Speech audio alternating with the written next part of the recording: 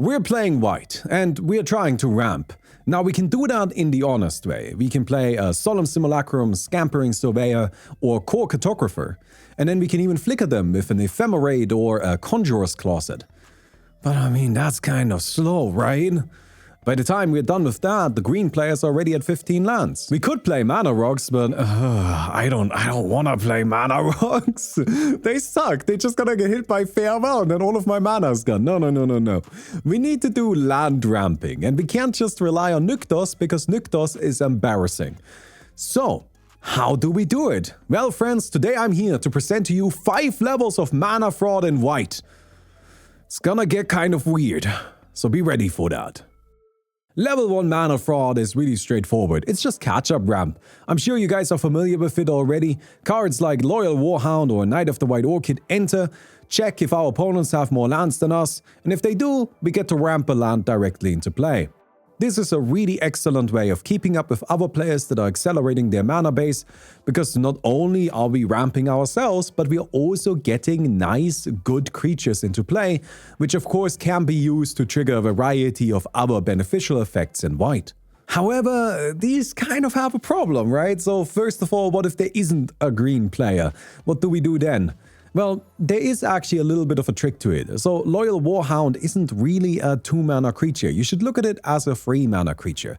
If we aren't the starting player, then what we can do is we can just go into our 3-mana turn, tap our 2 lands, play the Loyal Warhound, ramp out a land, and then play our land for turn. By delaying our natural land drop, we are making sure that our opponents have more lands in play than us, and then we get to ramp once.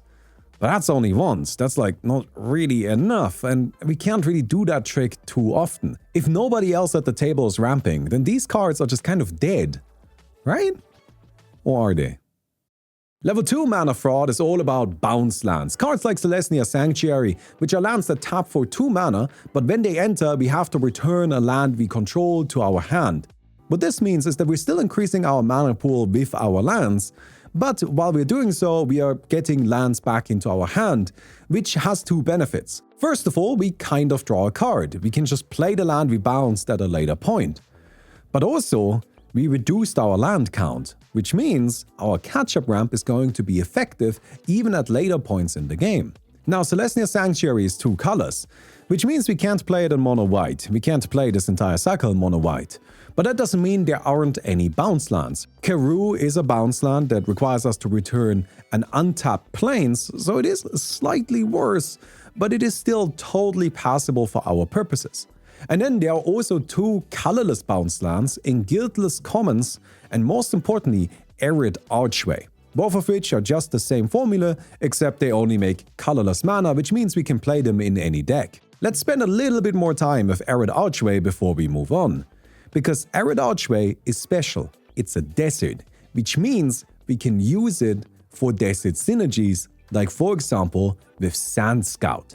Sand Scout is a 2-mana catch-up ramp creature that searches out specifically a desert, which makes it incredible within these synergies, because not only does it ramp us, but it ramps us in a way that maintains our low land count. We can play Sand Scout, search out the Arid Archway to then bounce one of our other lands back into our hand to make sure that we are able to play catch-up ramp in the future. However, if you are playing Sand Scout, I do very much recommend playing a second desert in the deck, just to make sure that you always have something to find. I would particularly recommend Scavenger Grounds, which is just a nice card to include in most decks. Sand Scout also has an additional ability that cares about sacrificing lands, which brings us to level 3 mana fraud, Lotus lands. So Lotus Vale, Lotus Field, and Scorched Ruins are lands that enter the battlefield, then require us to sacrifice 2 other lands, and then they themselves tap for 3 or 4 mana.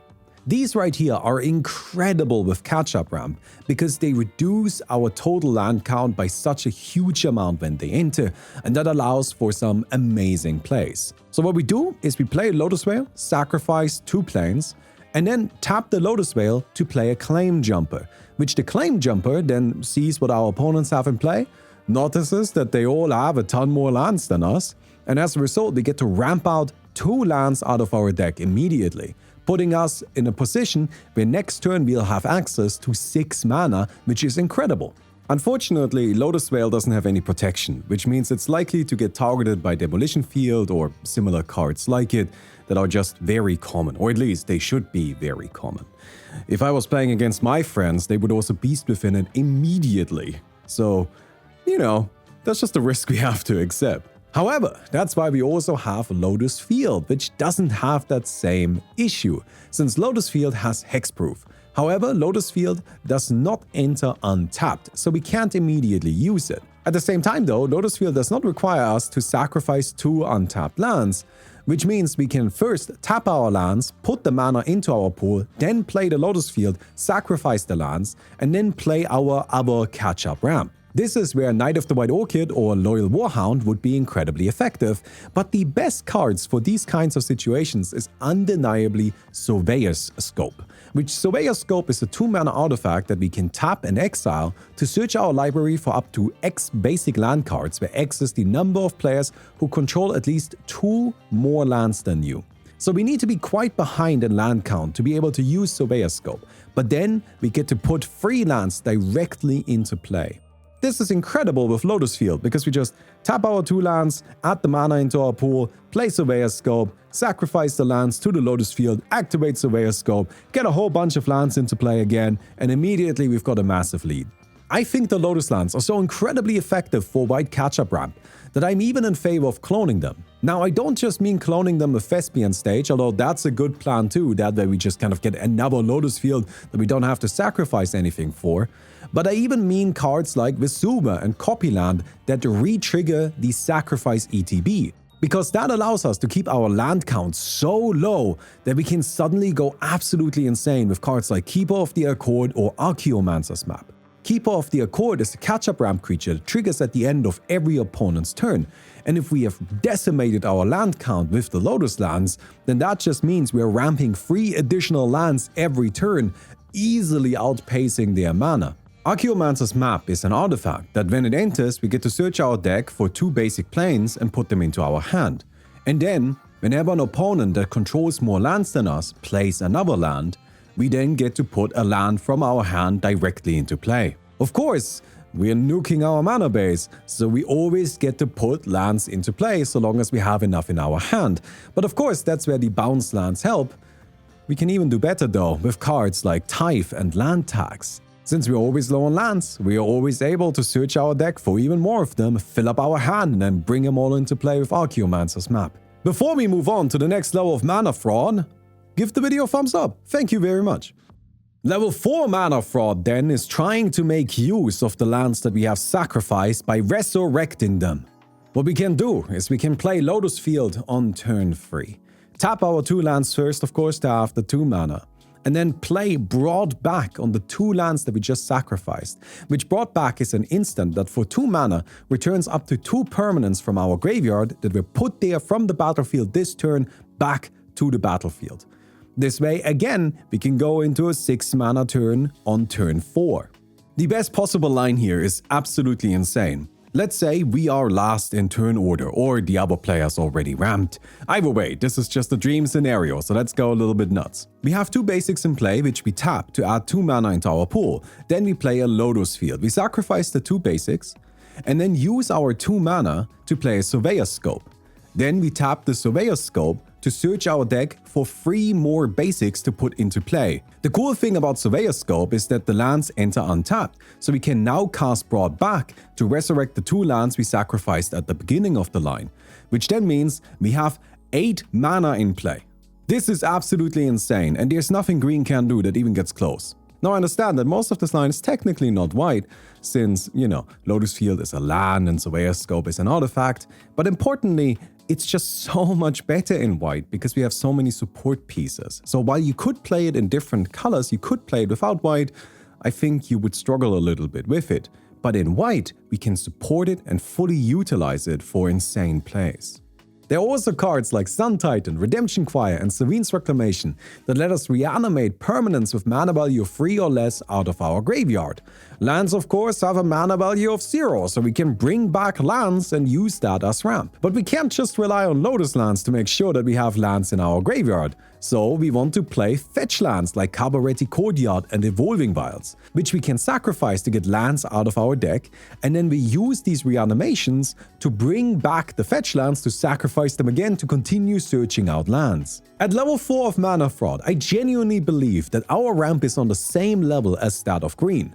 Because maybe it's a little less consistent, but we are also getting big-ass beaters into play. Sun Titan is a giant dude, and we don't just have to reanimate lands. That can be our primary plan, but sometimes there's other stuff in the graveyard that is worth bringing back as well. That brings us then to the truly most unhinged level of Mana Fraud imaginable, which is level 5, nuking our entire mana base. So we play Zoran Orb or Renounce or Aura Fracture, which let us sacrifice our lands. The game plan then is we tap all of our lands and add mana into our pool. Ideally, we have something like a Gauntlet of Power in play to make that even more effective. With our mana pool fully stocked, we sacrifice all of our lands. Then we play our catch-up ramp, like our Claim Jumpers and Loyal Warhounds. We get additional lands into play, and then we immediately sacrifice those as well because they enter tapped. We want them untapped. From here, we play Reanimation, Mass Reanimation, Face Reward, and Second Sunrise. These cards return any of our permanents that died this turn back to the battlefield, untapped, which is a huge deal because we can immediately use the lands that we have reanimated, tap them for mana, and go for wild plays. And while we're at it, let's just add a Claws of Gigs, sacrifice all of our permanents so that we can re-trigger their ETBs with our Mass Reanimation. And if your playgroup is okay with it, you can add a Codex Shredder to go infinite. First, you tap all of your lands for mana, then you sacrifice them to Zoran Orb. You play Face Reward to bring them back into play. You play Codex Shredder, sacrifice the Codex Shredder to its own ability to return the Face Reward back into your hand. Then, you tap all of your lands again, sacrifice them all to Zoran Orb, play Face Reward, which will return all of the lands and the Codex Shredder back into play, and then you just keep that loop going. We constantly use Codex Shredder to return Face Reward back into your hand, and then Face Reward to bring Codex Shredder back into play. That way you can generate infinite mana, infinite life, and infinite IR from me sitting at your table while you're playing your weird solitaire game of whatever that is. Don't do that at my table. I'm just the messenger. Leave me alone. I'm just telling you what's possible, okay? Alright, enough Mana Fraud. Level 5 is criminal, level 4 is just good magic. Of course, these kinds of shenanigans work with everything else we talked about today. It all builds on top of each other. We can bring in fetch lands, sacrifice them to their own effects to reanimate them with Face Reward after we sacrificed all of our other lands. Hell, while we're at it, we can just bring in a Solemn, sacrifice the Solemn. The good old boy gets to participate too. White is truly astonishingly good at getting lands into play. I have recently been playing an AO the Dawn Sky landfall list. It's not good. It's a mono-white landfall deck where the whole idea is to use AO to somehow find Felidar Retreat or one of the other like free cards that are actually decent landfall in white. And then we sacrifice all of our lands, reanimate them to trigger a bunch of landfall all at once, and then try to somehow kill our opponents with it. It is not a good deck, but it is hilarious, and it always has so much mana. It's truly incredible how much you can ramp in white. And I feel like a lot of this is kind of lost because people just play the arcane signets and are then upset if I planar cleansing all of their mana base away. Frankly speaking, I am trying to help you. I will planar cleansing you. I am just telling you this right now. And so you need to be ready for that. If your game plan folds because I played a planar cleansing, then you're not playing enough land ramp. Every color can land ramp. It's not just green. White is incredible at it. Blue is fantastic. I've no idea how to do it in red and black, but I'll find out soon because that's my current goal. And as soon as I figure it out, I'll let you guys know. Anyways, if you enjoyed the video, don't forget to give it a thumbs up. I would definitely appreciate that. And let me know what other weird things in Commander you would like me to talk about. I have so much strange advice, and trust me, this stuff actually works. It's really weird, but it works. That's what I like about this format. Anyway, I'll see you guys. Goodbye.